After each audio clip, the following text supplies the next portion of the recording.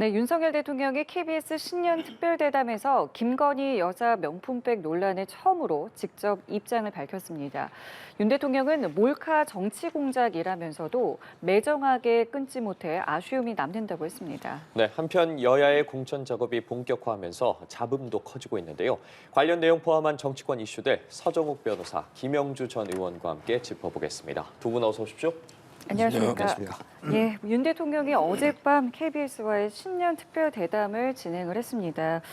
사전 녹화한 것을 약 100분간 이제 직접 용산 집무실을 소개를 하면서 여러 이야기들을 좀 나눴는데요.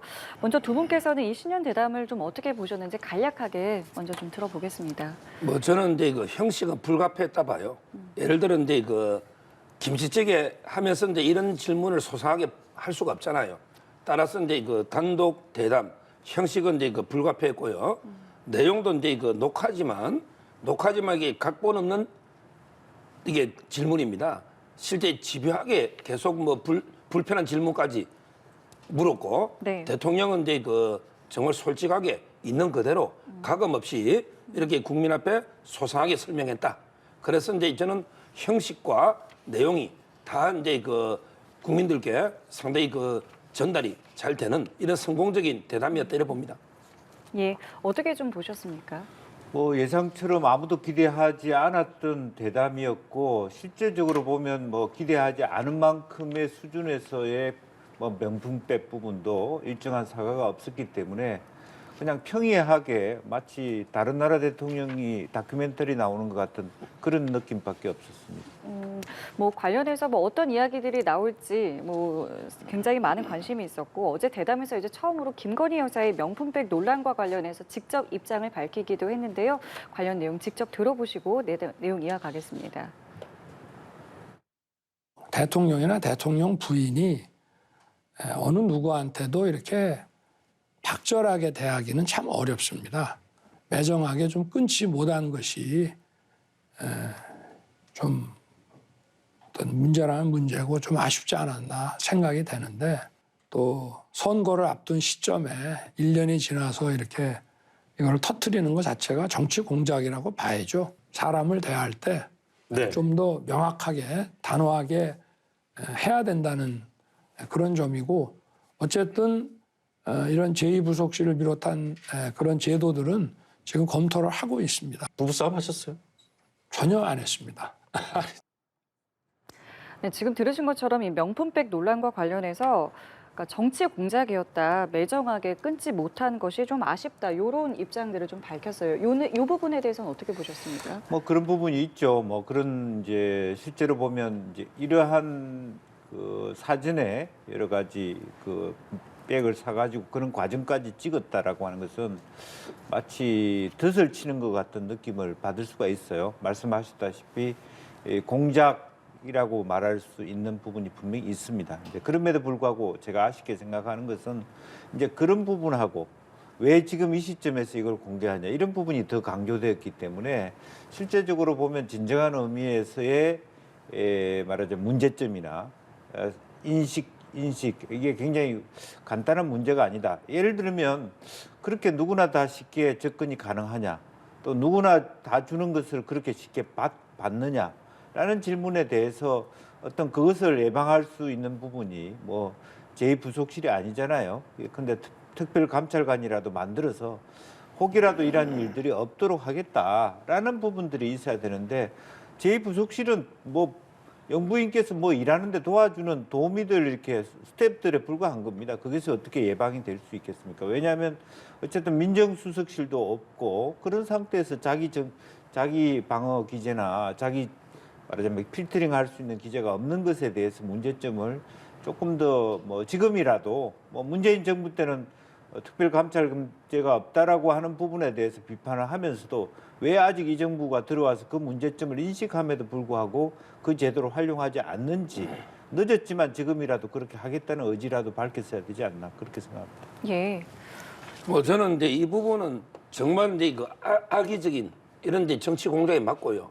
그들고 이제 악마의 편집을 한 거예요. 악마의 편집을 본인이 유리한 것만 이게 편집해서 공개를 한 거고 대통령이 이제 소상하게 설명하다시피 지금 이제 만남 때도 이제 그 돌아가신 선친의 친분을 과시해 접근하는데 이걸 이게 매정하게 아버님의 친구라는데 어떻게 지인을 이게 끊습니까?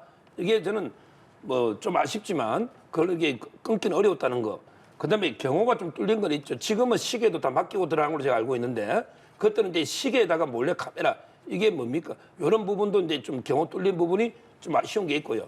근데 문제는 이 목사가 어떻게든 한번 사용하도록 김건희 여사가 1년 이상 이게 계속 기다린 거 아닙니까? 그리고 이게 사용해보라고 권유한 거 아닙니까? 그런데도 이게 김 여사는 원칙대로 뜯지도 않고 그대로 이게 보관해뒀던 받은 게 아니에요. 던져놓고 간 걸 그냥 이게 보관해둔 것 뿐이다. 따라서 이제 어느 부분 사과할 부분은 저는 없다고 보고요. 다만 이제 그 앞으로 지금 이제 경호 시스템은 강화됐잖아요. 시기도 맡기고 가는 것처럼 이런 식으로 이제 좀 제도 정비는 필요하다 이런 봅니다. 그럼 아까 말씀하신 뭐 특별감찰관에 대해서 조금 더 전향적인 입장을 내면 좋지 않겠느냐 이런 부분에 대해서는 어떻게 생각하세요? 그런데 특별감찰관은 이제 법이 있고요. 예. 여야가 추천하면 안 받을 수가 없어요. 이거는 대통령이 하는 게 아니잖아요. 법률이 있고 여야가 합의해서 추천하면 대통령이 거부할 수 있는 게 아닙니다. 이거는 이제 국회에서 오히려 추진하면 되는 거고. 그다음에 제2부속실은 이제 뭐 근본적인 해결책은 아니죠. 이건 경호가 뚫린 거니까. 다만 이제 좀 체계적인 보좌라든 이걸 필요하기 때문에 제 개인적으로는 이게 뭐 저는 필요하다 보는데 네. 아마 이제 대통령실도 추진하고 있다 하니 이거는 이제 좀 지켜보면 되겠죠. 예, 알겠습니다. 그리고 또 같은 날 오전에 한동훈 비대위원장이 관훈 토론에 참석을 했는데 명품백 관련한 입장을 밝혔습니다. 뭐 기존과 같은 것처럼 몰카 공작이지만 국민이 걱정할 부분이 있다. 그러면서 덧붙인 부분이 명부인 의혹과 관련해서는 민주당 때 더 많았다라고 했거든요.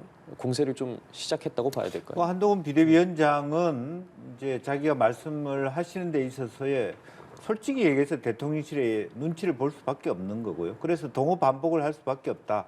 국민이 걱정할 부분이 있다라고 하는 부분에 대해서 어쨌든 그것이 하나의 돌파구가 되어서 그나마도 대통령의 사과까지 이끌어냈다는 데 의미가 있다라고 보여지고요. 뭐 더 이상 한동훈 비대위원장 입장에서 더 많은 이야기를 할 수 있겠습니까? 다만 대통령과의 관계가 사적인 관계가 아니고 공적인 관계다라는 의미로서 여전히 그런 부분을 지켜보겠다라는 부분이 있었습니다. 그런데 사실은 저는 좀 이상하게 느낀 것은 대통령이 대담히 녹화를 떴습니다마는 방송이 되는 그날 아침에 비상대책위원장께서 관훈 토론회를 했다라고 하는 것도 매우 비상식적이고 제가 봤을 때는 그동안에 있을 수 없는 일입니다.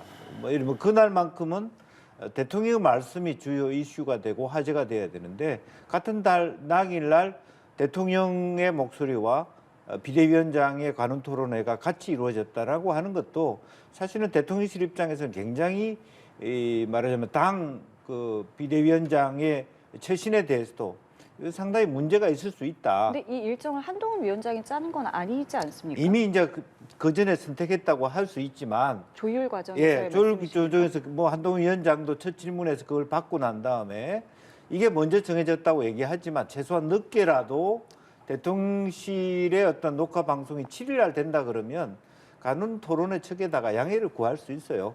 그분들한테. 이건 하루라도 늦게 한다든지. 그러면 사실 더 장점이 있죠. 그 녹화된 것에 대한 반응을 갖고 비대위원장이 좀 더 이제 포괄적으로 설명도 하고 보완도 해야 되는데 그 전에 보지 못했던 이런 일들이 있었다라고 하는 것은 사실은 여전히 한동훈 비대위원장이 미숙함이 있다. 어쨌든 한동훈 팀이라고 하는 것이 있겠죠. 이제 그런 부분은 아쉽다라고 보여지는 겁니다. 예, 이 부분에 대해서 어떻게 생각하세요? 뭐 그거는 이제 저는 뭐 큰 문제가 없다 봐요. 지금은 이제 뭐 같은 날 하면 어떻고 또 다른 날 하면 어떻습니까? 예. 그거는 이제 중요한 거 아니라 보고요. 네. 다만 이제 기존의 민주당 때 영부인 의혹요. 이거는 이제 반드시 짚어야 됩니다. 실제 보면 이제 김정숙 여사 때 의상이 있잖아요. 의상을 이제 그 수천만 원치 사고 다음 달에 1,000만 원씩 관봉권 있잖아요. 관봉권으로 이제 결제했다는 의혹도 제기된 바가 있고요. 그다음에 그 신발 있죠. 신발도 이제 수제와 구두를 이제 뭐 한 700만 원인가 열 몇 켤레 산 이것도 이게 관봉권 지급 의혹이 있고 이런 거는 이제 철저한 규명이 필요한 거예요. 그다음에 그 샤넬 있잖아요. 옷을 이제 대여했다고 하는데 원래는 대여하면 대여로 내고 돌려주면 되잖아요. 근데 이게 계속 의혹되는 거는 도대체 옷이 어디가 있는지 처음에 전시한다고 또 타겟맨 그분이 설명했거든요. 따라서 이제 그 샤넬 대여는 그대로 대여했다가 얼마 주고 어떻게 돌려주는지 어디 전시돼 있는지 아니면 본인이 가져갔는지 이것도 이게 고발이 돼 있어요. 지금 절도까지 고발돼 있습니다. 이 부분도 해봐야 되고 그다음에 우리 유명한 옛날에 도종환 문체부 장관 때 인도 타지 말 그때 전용기를 타고 영부인 혼자서 갔지 않습니까? 그때 인도에서 처음에는 아마 문체부 장관을 초청했는데 이게 좀 바뀐 이런 의혹도 있습니다.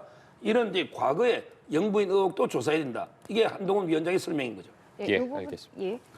뭐 실제로 그것은 그러니까 예를 들면 뭐 명품을 대여해 주거나 뭐 돌려받지 못했다면 그쪽에서 소실 고발하거나 이렇게 조치를 취해서 돌려받으면 되는 거고 범법 행위가 있으면 정당하게 수사하면 되는 겁니다. 이제 그런 부분이라서 뭐 그것도 뭐 예를 들면 영부인이 할 수 있는 그런 밖의 일이라면 사실은 그런 의미의 어떤 제명으로서 여러 가지 수사기관에서 수사하면 될 일이라고 보여지고 뭐 중요한 것은 어쨌든 결과적으로는 이게 뭐 물타기용으로 전 정부의 영부인 건을 꺼낸다라고 하는 것은 숨길 수 없다 그렇게 봐야 되겠습니다. 예, 알겠습니다.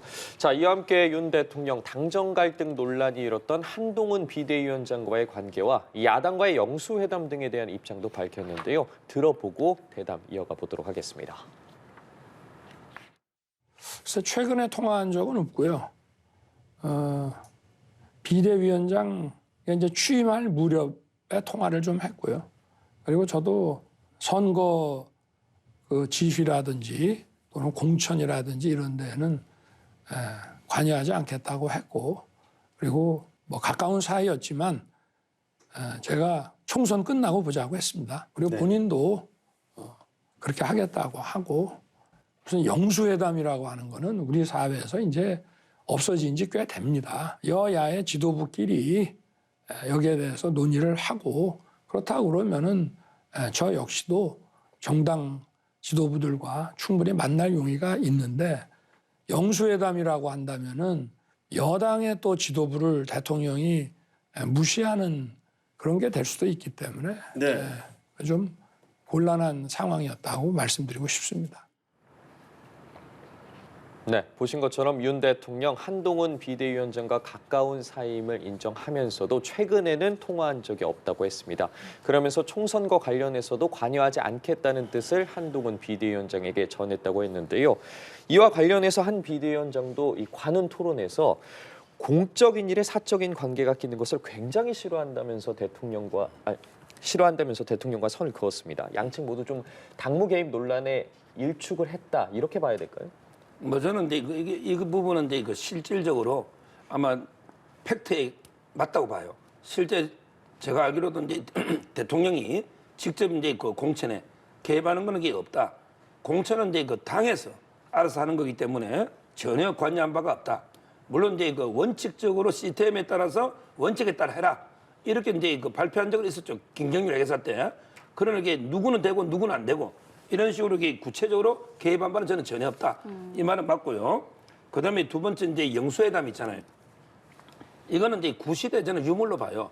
대통령은 이제 행정부 수반이면서 국가 원수입니다.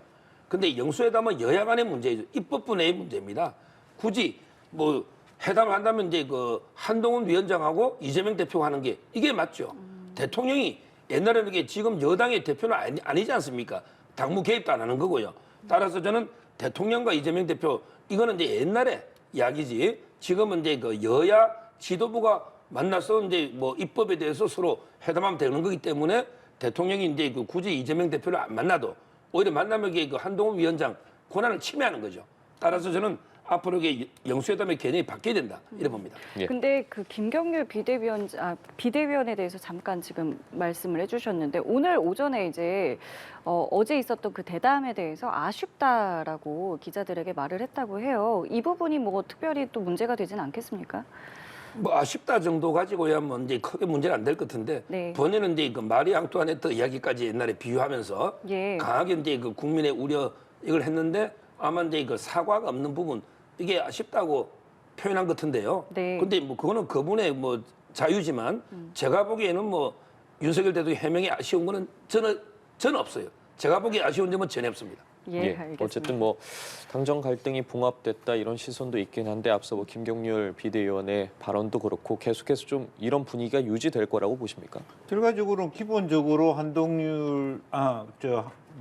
김경률 비대위원과 그 한 비대위원장의 입장은 국민 눈높이이다. 국민 눈높이에서 어제 KBS 대담은 좀 부족한 점이 있다라고 하는 측면의 표현은 정확하게 한 것이라고 봅니다. 그러니까 국민들이 바라고 혹은 국민들이 알고자 하는 것에 맞냐, 또 국민들이 생각하는 걱정의 우려 수준에서 답을 한 거냐 하는 것에 못 미친다라고 봐야 될 것 같고요. 우선은 그 전부터 돌아가면 영수회담 얘기는 어려운 용어 가지고 서로 뭐 구시대적이다 할 얘기가 없어요. 대통령께서 당선되고 난 다음에 야당 대표 한번 불러서 밥 한 끼 먹는 게 그리 어렵습니까?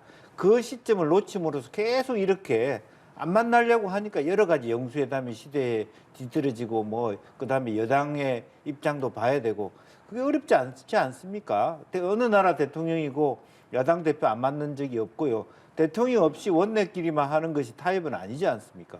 어느 미국 대통령도 수시로 야당 의원들을 불러서 얘기를 하면서 법률안도 하는 것.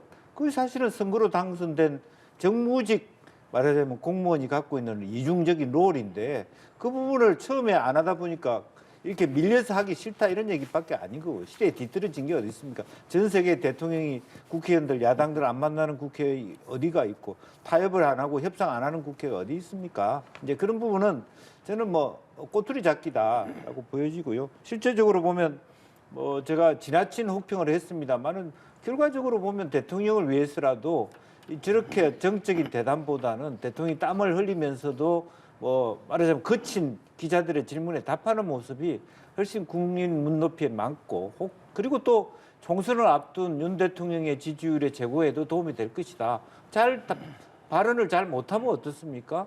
뭐 기자들로부터 수세적으로 말하면 어떻습니까? 그런 것이 아니고 저것은 그냥 미꾸라지식 부드러운 그냥 대담일 뿐이죠. 국민들이 봤을 때는. 그럼 이 대담 이후에 앞으로 총선까지도 이 내용이 계속 좀 이어질 거라고 보세요? 저는 뭐 아까 첫 말씀으로 기대도 없었기 때문에 이걸 가지고 뭐라고 왈가왈부할 게 없습니다. 이제는 그 뜻은 뭐냐면 국민들이 냉정해진 거예요. 이 대통령한테 더 이상 바랄 게 없다. 그나마도 한동훈 보고 조금 그래도 위로라도 하자 보수층에서도 그런 입장으로 갈 수밖에 없는 거 아닙니까? 오히려 그래서 한동훈 비대위원장이 아쉽다고 생각하는 것 그런 것들에 맞춰서 총선을 치러줄 수밖에 없고 문제는 한동훈 비대위원장도 그런 말씀을 했죠. 대통령을 위해서 내가 이 일을 하는 거 아니다. 어저께 그렇게 얘기했어요. 정말 바른 정치를 위해서 끝까지 할 것이다. 그 혁신적이고 개혁적인 일을 할 것이다. 그래서의 문제는 지금 대통령의 임기가 너무 많이 남아 있다는 것이죠. 이제 그것이 앞으로의 말하자면 국민의힘 내부에서의 내관, 당정 관계가 어떻게 될 것이냐 하는 부분이 있을 겁니다. 예, 이 대담 이후에 그러니까 앞으로 총선까지 뭐 이 부분이 어떻게 좀 더 불거지거나 더 논란이 되거나 하지는 않을 것 같으세요? 어떻게 좀 보세요? 뭐 이제는 이제 거의 종결된 것입니다. 뭐 더 이상 이제 그 어제 대담으로 예. 이 부분은 이제 더 이상 뭐 논란이 되거나 이슈가 되지는 않는다 이렇게 보이고요. 조금 전에 김영주 의원님이 뭐 처음부터 기대하지도 않는다. 이거는 이제 일부 국민의 뜻을 그냥 표현한 걸 봐야죠. 기대하고 있는 우리 자유우파 보수 국민은 압도적으로 이제 윤석열 정권의 성공과 그 일을 기대하고 있기 때문에 전체 국민이라고 표현하면 안 된다 봅니다. 알겠습니다.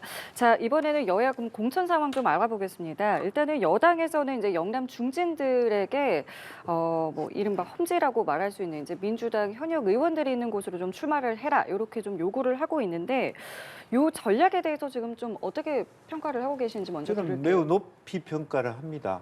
그야말로 민주당이 가장 큰 아픈 구석이고요. 심지어는 문재인 전 대통령께서 이런 말씀하셨습니다. 이재명 대표 만났을 때 야, 친명도 좀 험지 출마하고 살신성인하는 모습 보여라. 이게 뭐 공식적으로 언론에 나온 얘기인지 아닌지 모르지만 일부 나온 얘기 중에. 근데 정성호 의원이나 김영진 의원이 험지 출마한다든지 뭐 4선, 3선 이상 스스로 그만둔다든지 이런 게 없지 않습니까? 민주당에는.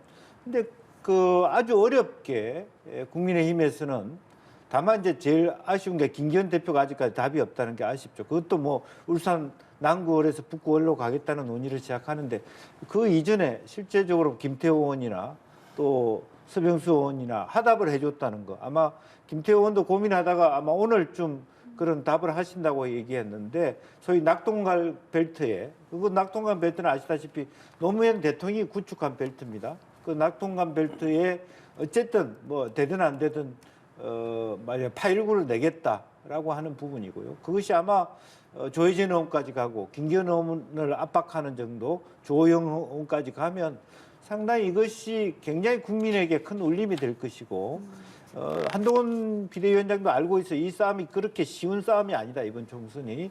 알고 있음에도 불구하고 그와 같은 하나하나에 자기가 표현한 소위 어떤 마지막 레스트 스트로 마지막 보찜까지 해서 그렇게 밀고 간다면 이길 수 있다. 이런 부분에 있어서는 상당히 한동훈 비대위가 잘하고 있다라고 하는 생각이 듭니다. 높이 평가해 주셨는데요. 그러면 앞으로 이 분위기가 다른 지역으로까지도 옮겨갈 수 있다고 보세요? 저는 그래 봅니다.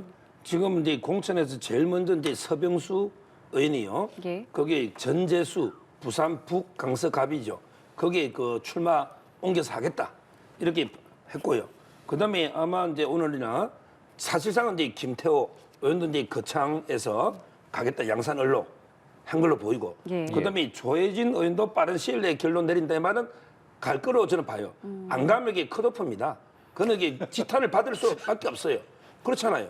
지금 그 지역에 그냥 옮기라고 당이 요청했다는 말은 두 가지로 보면 돼요. 그 안 옮기면 공천을 못 준다는 거하고 두 번째 옮겨면 가능성이 있다는 거예요. 여론조사를 여러 번 돌려보고 승리 가능성이 있으니까 가라고 하지 그냥 가라 하겠습니까?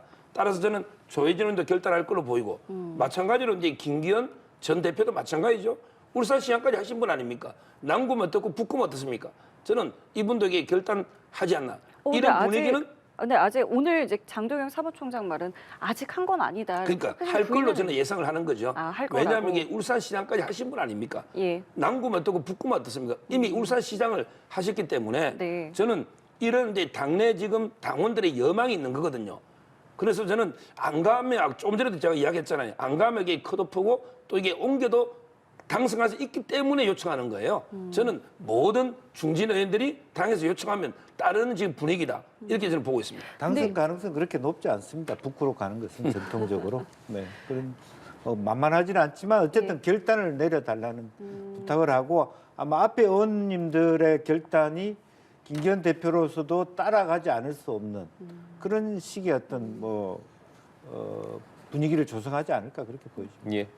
말씀해 주신 것처럼 뭐 김태우 의원이 조금 전에 이제 낙동강 벨트를 총선 승리의 교두보로 만들어 달라는 당의 간곡한 요청을 겸허히 받아들이겠다 이렇게 입장을 발표한 것으로 보이고 자 이런 상황에서 잡음도 발생 중이거든요. 사실 공천 서류 심사에서 부적격 판정을 받은 김성태 전 의원이 기자회견을 열었어요. 기자회견을 열고 이 소위 핵관의 정치 보복이라고 주장하고 나섰거든요. 네. 김승태 의원이 개인적으로 저도 잘 알고 친분인데 아쉽죠. 여러 가지 어떤 공천 기준이라고 하는 것이 어떤 경우는 굉장히 높았다가 어떤 때는 또 낮았다가 또 이렇게 애매하게 아쉬운 부분들이 분명히 있습니다. 그런데 냉정하게 보면 모든 총선 때마다 이런 아쉬운 경우가 있었어요. 본인은 차라리 저럴 줄 알았으면 지난번에 강서구청장 때 사실은 김태우 씨를 안 내고 저분이 나왔었으면 훨씬 더 좋은 결과로서 분위기가 더 좋았을 수도 있는데 이제 그런 아쉬움도 분명히 있을 겁니다. 그때도 못했고 지난번에 못했고 이번도 못했기 때문에 연세도 있기 때문에 이번까지 못한다 그러면 4년 또 지나가는 거 아닙니까? 그럼 상당히 더 어려워진다라고 하기 때문에 마지막 저렇게 기염을 통했다라고 보고 지금 김승태 의원뿐만 아니라 29명인가 어저께 그 부적격한 분이 있는데 그 중에 상당히 아쉽게 안타깝고 그런 부분들이 왜 없지 않아 있겠습니까? 이제 있을 거라고 보이지만 항상 여야 모두 총선에서는 저런 부분이 생깁니다. 예. 제가 이제 그 김성태 의원은 좀 저는 반드시 이게 공간에서 다시 한번 의논을 해봐야 됩니다. 왜냐하면 제가 예를 들어 보기에 어떤 국회의원이 뇌물을 받았다. 정치자금 뇌물을 받아도 이게 사면되면요. 지금 이제 공천해 줍니다. 그렇죠? 뇌물 받은 게 사면되면 이게 공천되잖아요. 4대 기준의 뇌물은 없단 말이에요. 그런데 김성태 의원의 제명이 뭐냐? 이걸 잘 모르는 분이 있어요. 김성태 의원은 채용 비리가 아닙니다. 뇌물입니다. 뇌물. 그런데 그것도 제3자 뇌물. 본인이 받은 게 아니에요. 김성태 의원의 제명이 제3자 뇌물입니다. 채용 비리가 아니에요. 채용 비리는 업무방해죄인데 업무방해죄는 없어요. 그냥 그때 이석채 회장 정인 안 해주는 대신에 혜택을 받은 이게 바로 이제 그 제3자 뇌물이다. 1심에는 무죄가 났죠. 근데 2심, 3심에 집행유예 났는데 제 말은 돈 받은 뇌물은 사면하면 해주고 공천. 이것도 제3자 뇌물이잖아요. 근데 왜 안 해주느냐는 거죠. 저는 이 기준은 분명히 잘못됐고 그리고 이제 그분의 기여도를 보십시오. 드루킹 특검 단식으로 관철시키고 얼마나 대선에도 1등 공신 아닙니까? 이런 분은 저는 공관위에서 다시 한번 심사해서 뭐 3분의 2든 다시 한번 재고해서 공천을 줘야 된다. 저는 이래 봅니다. 김성태 전 의원도 어쨌든 지금 공관위의 답을 다음 주까지 한번 기다려 보겠다라는 이제 입장을 오늘 아침에도 이제 계속 피력을 하고 있는데 공관위에서 어떤 답을 내놨을 경우에 김성태 전 의원은 뭐 어떤 선택할 거라고 보세요? 뭐 그렇다고 해서 뭐 당을 나가겠습니까? 뭐 억울해도 어쩔 수 없이 받아들여야 될 것 같고 갑자기 이런 상태에서 글쎄요 뭐 이준석 당으로 가거나 그러기는 쉽지는 않을 것 같은데 그리고 또 그 당 입장도 네. 번복하기가 쉽지 않다 아쉬운 부분이 있지만 그러니까 이렇게 하나하나 번복하기 시작하면 굉장히 많은 사람들이 재심을 요구하는 경우가 생길 수 있기 때문에 제가 아까 말씀드린 것처럼 아쉬운 부분들이 분명히 있을 겁니다. 이제 그런 부분에 대해서 말하자면 수용할 수밖에 없지 않겠나 그렇게 보이죠. 예, 알겠습니다. 이번엔 민주당 상황도 알아보겠습니다. 민주당에서는 윤석열 정부의 출범의 어떤 책임론에 대해서 이것을 가지고 지금 친문과 또 친이 간에 굉장히 좀 많은 이제 갈등들이 좀 보이고 있는데 어제 이명백 위원장은 이제 나는 특정 인사를 거론한 건 아니다. 이제 이렇게 이야기는 했어요. 하지만 지금 뭔가 갈등은 계속 안에서 진행되고 있는데 이 분위기 좀 어떻게 보고 계세요? 제 생각인데요. 예. 제 생각에는 이제 윤석열 정권 출범의 그 책임 있는 순서를 제 생각입니다. 말씀드리면 1. 이재명 대표입니다. 왜냐? 문재인 대통령이 퇴임 시에 지지율이 40%대였어요. 지지율 40%대면 후보가 조금만 잘하면 정권 재창출했을 거예요. 그런데 이재명 대표가 본인이 대장로 리스크부터 온갖 사법 리스크에 본인이 잘못해가 증거 아닙니까? 선거. 문재인 대통령이 무슨 책임이 있어요? 40%대 지지율로 후임한테 넘겨주는 거 우리 87년 이후에 처음입니다. 자, 두 번째 책임 있는 사람. 저는 김혜경 씨로 봐요. 그때 법카가 바로 이제 조명희 씨 녹음이 계속 틀렸지 않습니까? 이게 저는 상당히 영향을 줬다 봅니다. 0.73% 영향 줄 수 있는 거예요. 두 번째가 이제 저는 김혜경 씨. 그 다음에 세 번째가 조추박으로 봐요. 조국, 추미애, 박범계. 한 단어로 조추박. 이분들이 그때 윤석열 총장을 얼마나 이게 완전히 그 팥쥐 엄마가 콩쥐 괴롭히듯이 얼마나 괴롭혔습니까? 지휘권을 발동하고 징계하고 그럴 때마다 밟을수록 윤석열 대통령 지지율이 쑥쑥쑥 올라갔잖아요. 이게 1, 2, 3의 저는 순서인데 굳이 지금 와서 이명백 공관위원장이 이런 말 하는 것도 부적절하지만 마치 이게 그 문재인 세력이 책임 있는 것처럼 그래서 이제 임종석 예. 또는 이제 노영민 이런 식으로 이게 자꾸 책임을 떠넘기는 근데 오히려 추미애 의원은 감사고 이게 저는 맞는가? 공관위원장의 발언도 부적절하지만 그 발언대로 하더라도 저는 순위가 잘못됐다고 봅니다. 물론 특정 인사를 거론한 건 아니지만 지금 말씀하신 이 인물들에 대해서 그렇기 때문에 민주당에서 공천을 어떻게 할 것인가 이게 굉장히 좀 관심 포인트인 것 같은데요. 네. 공천관리위원장은 차분하게 공천을 관리하는 임무를 수행하시는 분인데 네. 스스로가 분란을 만드는 공천관리위원장 난 처음 본다 이렇게 생각합니다. 그리고 실제적으로 보면 본인이 얘기하는 전 정권에 대한 부분은 시스템으로 점수를 하면 돼요. 그걸 굳이 말을 안 하더라도. 근데 말은 본인은 선수 문제나 586 문제는 아무 하지 않겠다라고 얘기해놓고 만 다음에 이 사람들은 좀 스스로 안 했으면 좋겠다 이렇게 얘기하는 것은 그래놓고 이제 그 말 한마디 가지고 강성 지지자들이나 그 해당 인물과 경쟁하는 사람들은 또 선거운동을 한단 말이에요. 그것은 사실은 공천관리위원장으로서 매우 부적절한 발언과 처신이다. 그렇게 생각이 들고요. 그런 말씀 때문에 예컨대 이재명 대표가 문재인 전 대통령을 만나는 것조차도 보기에 따라서 그 문제를 서로 몇 사람 살릴까 죽일까 그 얘기한다라고 볼 수밖에 없는. 그러면 이미 공정한 시스템 공천이 아닌 거 아닙니까? 자기네들끼리 고민정의는 살리고 누구는 죽일까? 뭐 이런 식의 얘기를 음모론적으로 할 수밖에 없다라고 하는 것은 매우 저는 잘못됐다라고 보고 오히려 정말 차라리 뭐 국민의힘에서 장관급 이상 혹은 전 정부에서 대통령 실에서 고위급 비서관 이상은 감점을 20점 주겠다라든지 심지어 이상민 의원이 해당되듯이 다른 당에서 있다 하더라도 당협위원장을 했거나 삼선위원 한 사람들에 대해서는 불이익을 주겠다든지 아예 말씀을 그렇게 하면 공정하게라도 들려요.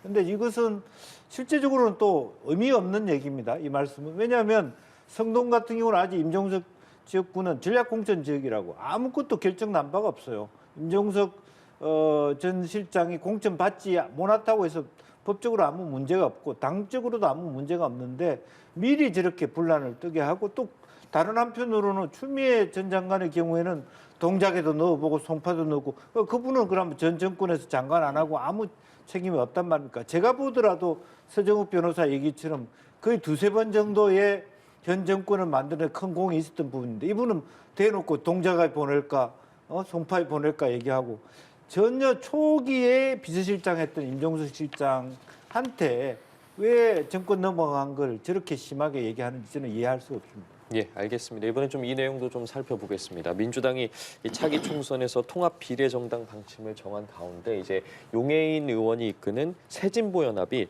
민주당과 소수 정당이 의뢰 비석수를 이 비례의석 순번을 번갈아 배치하는 방안을 제안을 했거든요. 민주당이 받아들일까요? 지금 이게 쉽지 않을 겁니다. 왜냐하면 이게 참여는 소수 정당이 어디까지 범위를 정할 겁니까? 이게 어려울 거예요. 예를 들어 이제 조국 신당 오늘 오후 2시에 선고하죠. 법정 구속될지 안 될지 이제 지켜봐야 되는데 그럼 이게 조국 신당을 여기에 포함시킬 건지 말 건지 시킨 다음에 몇 번을 줄지 그다음에 송영길 당도 있죠. 정치검찰 해체당인가 그런 당명이 있어요. 그럼 이게 그 당도 이게 포함시키게 될지 말이 될지 그리고 이제 진보당 있잖아요. 이번에 강성희 의원 있잖아요. 대통령 악수해서 손 나가 끌리 나간 사람. 예. 이런 게 진보당은 상당히 아주 진보적이라고 이념적으로는. 근데 이 당도 포함시킬지 이 부분이 저는 합의가 민주당하고 쉽지 않다. 오히려 근데 왜 너무 많이 참여시키면 역효과 날 수가 있잖아요. 조국 장관이나 송영길 대표에 대해서 부정적인 여론도 많거든요. 따라서 저는 순번을 번갈아 배치는 이해가 되지만 관계 참여 범위와 관련해서는 상당히 논란이 있을 수밖에 없다. 이래 봅니다. 예, 예. 덧붙여서 지역구 의원도 단일화하자고 제안을 했거든요. 네, 그럴 수 있고요. 민주당에서는 범위에 대해서 굳이 관여할 이유가 없어요. 두 번 중에 한 번만 민주당이 갖고 오면 되는 거거든요. 범위가 진보당이 오든 6번, 7번이 오든 다만 말하자면 그 새진보 연합에서 우선순위를 어떻게 매길 것이냐의 문제이겠죠. 실제로 지난 총선을 생각해 보면 한 10자리 중에 5자리를 말하자면 민주당이 갖고 오고 5자리를 예컨대 소수정당 때 배치했을 때 과연 첫 번째 배치를 어떤 당이 받고 마지막 배치를 어떤 당이 받느냐의 문제로 국한되어 있는 부분이기 때문에 그것은 자기들끼리 논의하는 것과 하는 데 있어서 별 문제가 없을 것이라고 보여집니다. 예, 이 부분도 좀 짧게 여쭤볼게요. 제3지대가 통합 공관위 구성에는 합의를 했어요. 그리고 오늘 오전에도 만났는데 이제 지금 세부 내용들을 좀 이제 하나씩 좀 조율을 해가야 되는 과정입니다. 당명도 있고요, 지도체제도 있을 것이고요. 근데 오늘 일단 회의에서도 끝내 이제 결론은 내지 못했고 6시까지 각 당이 좀 의견을 내서 조율해 보자. 이렇게 좀 정리가 된 것 같은데 글쎄요, 어떻게 좀 진행될 거라고 보세요? 이 안을 보니까요. 예. 이제 비례 통합 비례 정당이면 비례가 중요하잖아요. 어차피 지역구는 쉽지 않으니까. 근데 그 비례 순서를 어떻게 정하느냐. 40대 이하의 당원들 해가지고 당원 투표하자. 이런 게 안이 유력하게 검토되는 것 같아요. 자, 그러면 여기에 누가 참여하겠습니까? 40대 이하, 그다음에 당원 투표하면 이준석 신당이 아마 독식할 수도 있을 겁니다. 거기에 과연 이낙연 신당이나 참여하겠습니까? 저는 결국 이제 비례 후보를 정하는 방법과 관련해서 이제 그 합의가 어렵기 때문에 빅텐트는 불가능하고 제가 누누이 말했지만 이게 찢어진 그것도 이게 앞에 갈기갈기 찢어진 이런 게 텐트가 될 수밖에 없다 봅니다. 예. 이게 이제 텐트가 아니더라도요. 선거연합의 형태가 될 수 있고 어차피 병립획이 아닌 준연동형 제도가 확정돼 있기 때문에 그에 맞춤 형식의 어떤 논의가 할 수 있다고 보고 어쨌든 어려움에도 불구하고 본인들끼리는 통합을 전제로 한 연합이다라고 하는 구성에서 꼭 총선적 빅텐트일 필요도 없는 것이고 이준석 대표가 얘기한 것처럼 좀 길게 대선까지 가는 그런 모임이 될 수 있도록 서로 인내하고 노력하면 아마 국민들의 어떤 20%에서 30% 가까이가 어떤 양당 체제의 폐해를 얘기하고 걱정하고 있기 때문에 그게 부름받기 위해서 모였다라는 그 뜻만 있지 않으면 좋은 결과도 있을 수 있다라고 생각됩니다. 예, 알겠습니다. 두 분 말씀 오늘 여기까지 듣겠습니다. 정치권 이슈들 서정욱 변호사, 김영주 전 의원과 짚어봤습니다. 말씀 고맙습니다. 감사합니다.